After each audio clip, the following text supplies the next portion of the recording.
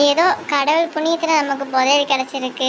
நம்ம நல்ல நேரம் தான் நினைக்கிறேன். எப்போ இந்த 2 மருமக வீட்டுக்கு வந்தாங்களோ அப்போருந்தே நம்ம வீட்டில் நல்ல நேரம் தான் ஆரம்பிச்சிட்ருக்கு.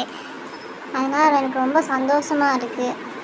இந்த சந்தோஷத்தை கொண்டாட ஏதாவது நம்ம பண்ணணும்னு எனக்கு தோணுது. எப்படின்னு பார்த்துட்டு நம்ம வச்சுக்கலாம், இல்லைன்னா போலீஸ்கிட்ட போய் நம்ம கொடுத்துடலாம், அவ்வளோதான். சரிங்க அத்தை, அதுவுமே நல்ல விஷயம் தானே, போய் கொடுத்துடலாம். நம்ம இந்த புதையலை போலீஸ்கிட்ட கொடுக்குறதாம்மா நல்லது. ஏன்னா இது நமக்கு சொந்தமான பொருள் இல்லை.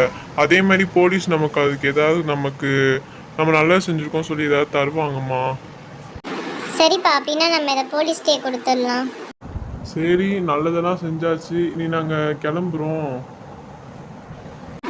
சரிங்கம்மா, நாங்கள் இத்தனை நாளாக இருந்துட்டோம். சரி, நாங்கள் கிளம்புறோம். அதே மாதிரி எங்கள் வீட்டில் நாங்கள் விருந்து வைக்க போகிறோம். கல்யாணம் ஆகி இத்தனை நாளாக விருந்து வைக்கலைல, அதனால் நாங்கள் விருந்து வைக்கலான்னு ஒரு முடிவில் இருக்கோம்மா. நீங்கள் எல்லா பேரும் வரணும்.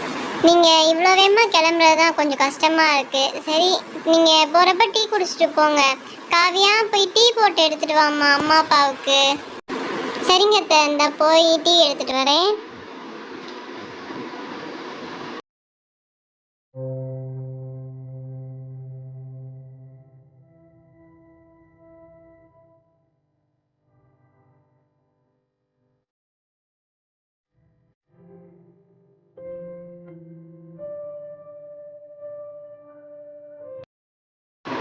நீங்கள் இப்படி திடீர்னு கிளம்புறது எனக்கு ரொம்ப கஷ்டமாக இருக்குது. இத்தனை நாளாக எங்கள் கூட இருந்துட்டு அதான் எங்களுக்கு கொஞ்சம் ஒரு மாதிரி இருக்குது.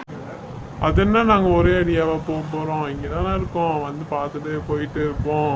அதனால ஒன்றும் பிரச்சனை இல்லை, விருந்து வைக்கலாம். அதுக்காக இப்படிலாம் சொல்லாதீங்க மாமா. சரிம்மா காவியா, வேமா டீ எடுத்துட்டு வா, அம்மா அப்பா கிளம்புறோம்ல. அப்பா இந்தாங்கப்பா, டீ எடுத்துக்கோங்க.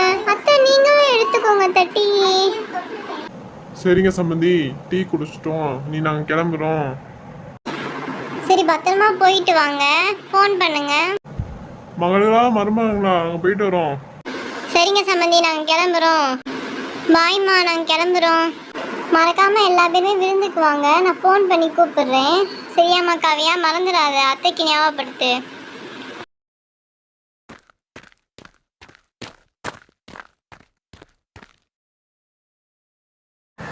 அம்மா, நம்ம இந்த போலீஸ்கிட்ட எப்படியாவது ஒப்படைச்சிடணுமா? இல்லை ஏதாவது திருடன் யாராவது வந்து நம்ம திருடிட்டு போயிடுவாங்கம்மா. இது நமக்கு சேஃப் கிடையாதுமா. அதனால் நம்ம எவ்வளோ சீக்கிரம் இதை போலீஸ்கிட்ட கொடுக்க முடியுமோ அவ்வளோ சீக்கிரம் கொடுத்துடணுமா. சரிடா தம்பி, நீ என்னமோ சொல்ற, நீ கொடு. என் பேர் தான் பட்டு குஞ்சம். இந்த ஊர்ல நான் பெரிய திருடன். என்கிட்டயே நீங்க புதையலை பத்தி பேசுறீங்களா?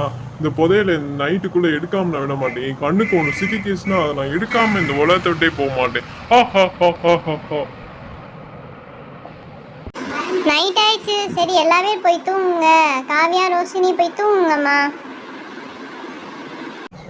நான் தான் சொன்னேன்ல, என் கண்ணில் ஒன்று பட்டுச்சுன்னா நான் அதை எடுக்காம விட மாட்டேன். இதுதான் இந்த பட்டு குஞ்சத்தோட பெரிய வேலை. அதனால என் உயிர் எல்லாமே இந்த திருட்டு பொழப்பு தான். இந்த திருட்டு பொழப்பை நான் எவ்வளோ அழகா பார்க்குறேனோ அதுதான் என் அழகு. இப்ப பாரு, எடுக்க போறேன். இனி இந்த குடும்பத்தில் என்ன பண்றாங்க பார்ப்போம். அடுத்து என்ன நடக்க போதோ அதை நீங்கள் பார்ட் 2ல பார்க்கலாம்.